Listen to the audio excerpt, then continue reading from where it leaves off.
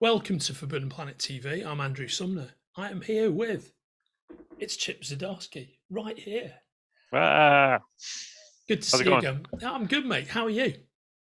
Getting by, one day at a time. Yeah, that's what it's got to be in the world in which we live, brother. And Yeah, yeah.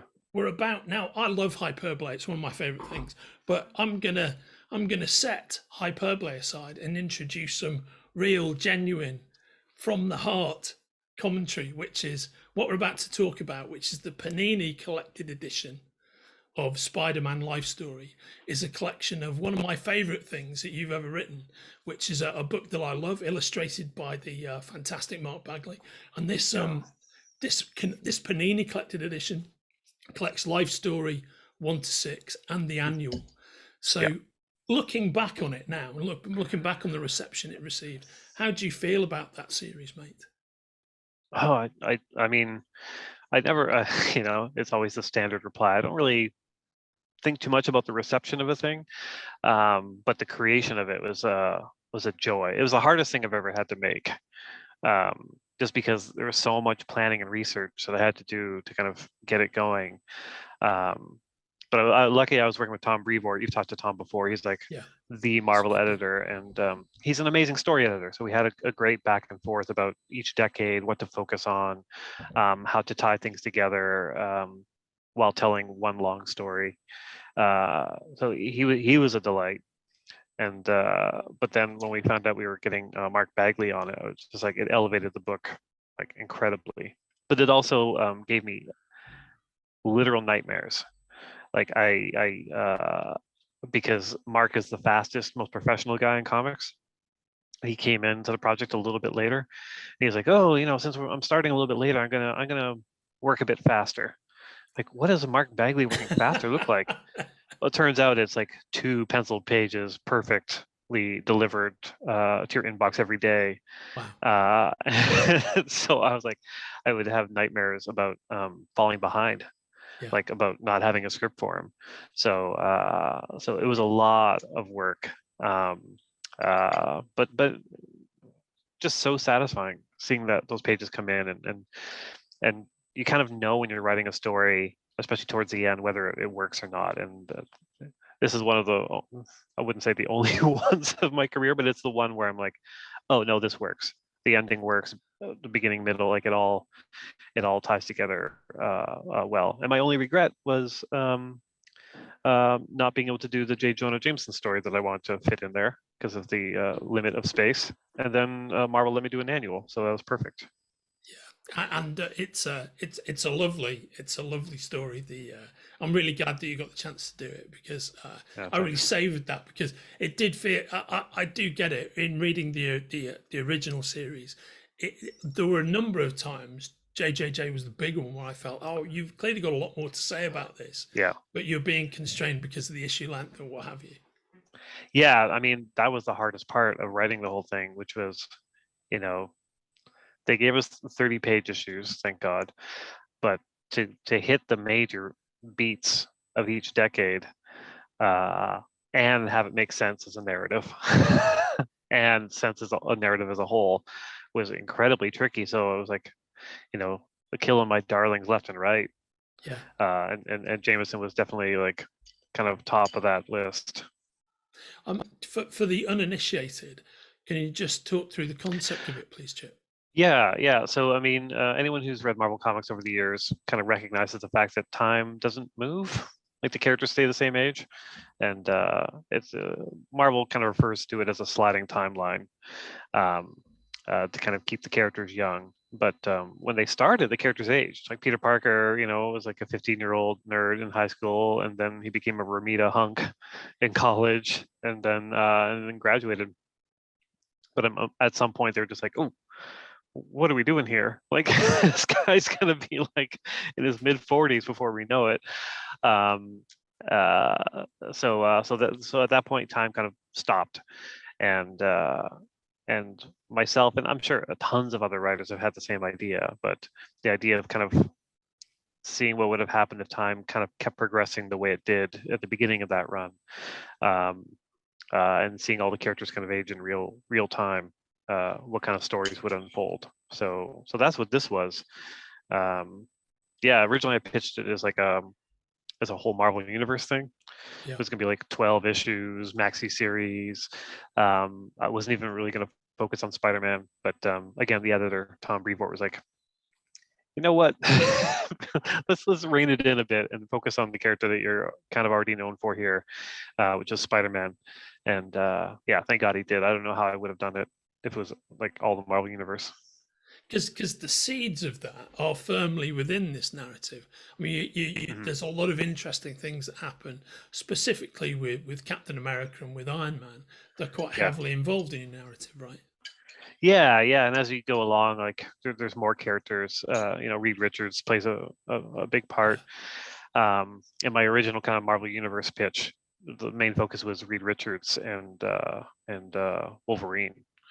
Partly because I like the idea of seeing Reed Richards as the scientist advance over the years, and seeing Wolverine not age as everyone around him ages.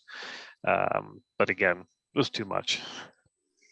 Yeah. Did you enjoy getting into the, without me giving out any spoilers here? There's some of the clone narrative is addressed, and you did quite a bit with Ben Reilly. Did you enjoy that? Yeah, because when we were laying out the decades and what should happen in each one, when I hit the 90s, my note to Tom was like, in here, we deal with the clone stuff, and Tom was like, no clone stuff, because Tom was there. Like, he's been at Marvel long enough that he was there in the office when the Clone Saga was happening. And so he remembers how horrible it was for editorial to have to deal with that.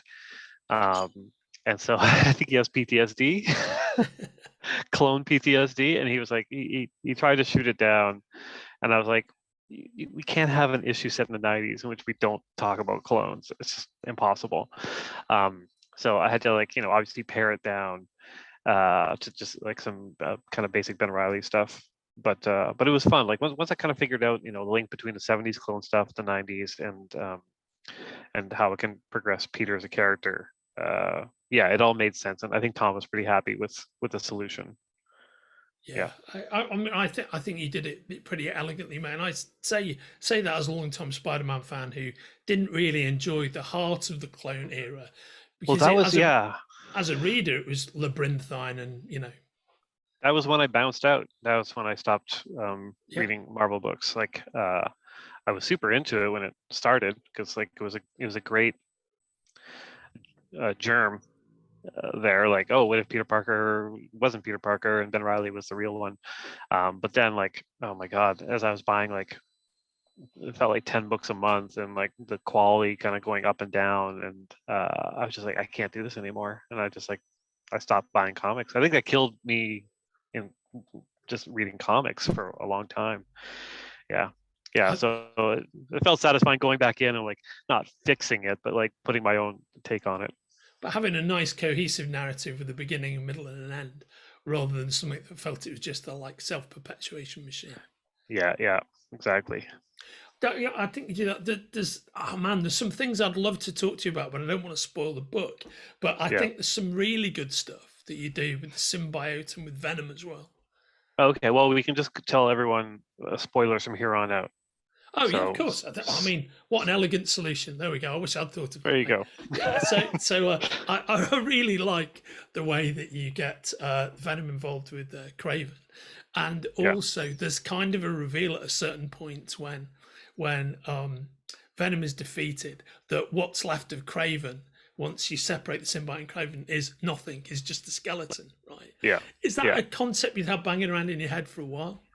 No, I mean, part of this was like I kind of laid out timelines and characters and when they appeared, and I started to kind of draw kind of lines between storylines, especially if it kind of happened relatively close to each other, just to pull it into one narrative. Like, Craven's Last Hunt and Venom showing up, those were two separate storylines, but they happened relatively quickly. Like, it was like 4 issues between the Craven storyline and like Venom terrorizing, Mary Jane. It was like, well, how can I connect these things? And it really started with just the portmanteau of like Cravenom, as soon as I got Crevenum in my head, which the same thing happened when I was doing Howard the Duck and the crossover Squirrel Girl. Like I think I might have been the first one to say, Craven drives a Cravan, and then Joe Canonis and Erica Henderson brought that to life. But yeah, so sometimes it starts from a bit of a stupid place, but once I kind of realized where Craven's story ends and how we can like kind of tie that into Venom, it made sense. But the bit at the end with the skeleton inside, that was kind of done as I was writing that last issue, because I'm just like, once I had it, a bit of Peter's dialogue saying that all my enemies are dead, I was like, oh yeah, what if they are? What if like what's inside this is actually dead? Which felt like a nice creepy visual, and Mark of course killed it. Yeah, it was very nice. I think you guys also did some good work exploring Parker's spider sense in a way that I'd actually not seen before. Life Story. Oh, cool, thanks. Yeah, I don't even remember doing that, but I'll take your word for it. The mechanics of it and how it works. Yeah, no, for sure. And could you talk a bit about the conclusion now that we're in the spoiler territory? Good, which is great. Full spoilers. So Peter Parker's life ends with this kind of dual piece of responsibility and sacrifice. Kind of ends the way you'd want to see it. Did you always have that conclusion in mind? I had I definitely knew that I was going to have like the kind of the mental battle with Doc Ock in that white space, only just because I felt so bad for Mark, making him draw so many panels a page. I'm just like, here you go, buddy. Like you got 4 or 5 pages of like just characters in a white space. Like the things I knew from the beginning, where I knew Aunt May would be in that kind of dream sequence, and she would be the one to kind of pull Otto out and like remind Peter of who he is. But the kind of the button at the end, which was the dream thing where he stops the robber, that was like, that came pretty late. I think I was like writing issue 3 when I had the idea. And it felt good. Like it's one of those things, like, not to get too cheesy about it all, but like as I'm writing it, you're getting a little misty, and it's like, okay, if I'm getting a little misty, like then the readers will probably get a little misty. Yeah, it felt like a good way to end it, and also to kind of pass the mantle kind of officially off to Miles. Yeah, no, it's nicely done. I think that the whole thing, again, this is just me like fanning out on your book, mate, but I thought the whole thing was very nicely judged. And if people haven't picked it up before, it's just I think a great achievement by the two of you guys, and is just so massively worth reading. I appreciate it. And one of the nice things that I've heard from like some retailers and some readers has been that some people are picking it up not knowing that much about Spider-Man, and then they read this and it's like very dense with all these things that happen, but they'll hit a part which is like, oh, this thing with this Craven character is really cool, and then the retailer will be like, oh, well, here's Craven's last hunt. Yeah, like being able to like have this be, it's weird because like you write it as a fan, and you're kind of writing it for the people who are like Spider-Man fans because they'll get all these references. But also it's nice that it seems to also be a bit of a gateway into specific Spider-Man stories for readers, where they're just like, oh, what is that alluding to? And then, they can go read Superior Spider-Man, right? Yeah, I think it's a strong gateway to that, to Craven, as you said, strong gateway to the JMS run as well. I think there's a nice entree to that. And let's close off on the annual, which is your J. Jonah Jameson story. I think what you explored, which is that's fundamental nature of him as a person, rather than him just being a scenery chewing antagonist, was a very interesting way to go. Oh, thanks. Yeah, I appreciate that. There's also the thing, like, while the story was kind of all about like things happening in real time, there's also a little bit of like, well, what would the real life consequences of these things be, especially when you delve into like the kind of the Lee Ditko era and kind of the craziness that happens. You're like, what are the repercussions of that? So the idea that like Jonah has like bankrolled like murderers caused all this destruction, like, yeah, maybe he should be looked into there. yeah, like right from the beginning, I knew Jonah was going to prison. Um, that was in the original outline, but being able to explore what that actually does to him and his life, and that kind of that anger that is all through it, was fun. And also being able to do a shout out at the end to Webs, which is my favorite little bit of Spider-Man lore, that Peter Parker was a successful book author. This photo book.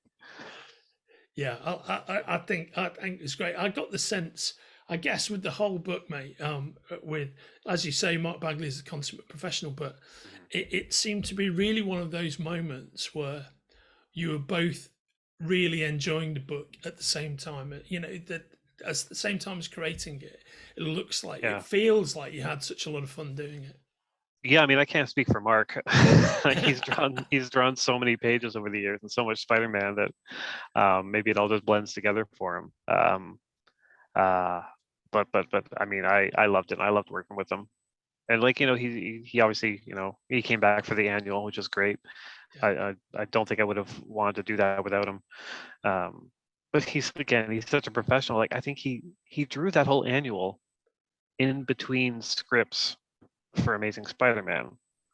Like, if the script took a few days extra to get to him, he's like, all right, well, I got a few days. I'll do 5 more pages of this annual. Like, I wrote the annual like a year prior, and he just kind of like chipped away at it. And thank God he did, because it looks great.